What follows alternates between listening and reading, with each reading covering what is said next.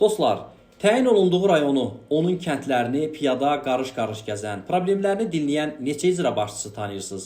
Adlarını şərhlərdə yazın. Məncə elə də çox deyil.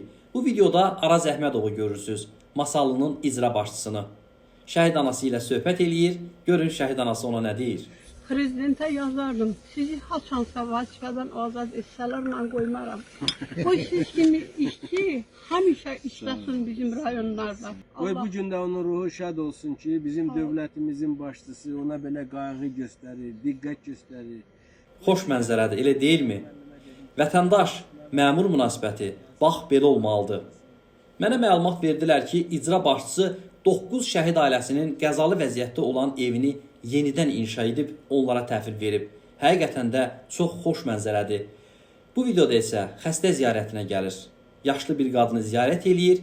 Digər bir videoda isə həmin o uçuq vəziyyətdə olan, qəzalı vəziyyətdə olan evi yenidən inşa eləyir, şəhid ailəsinə təhvil verir. Allah razı olsun. Paylaşın ki, nümunə götürsünlər.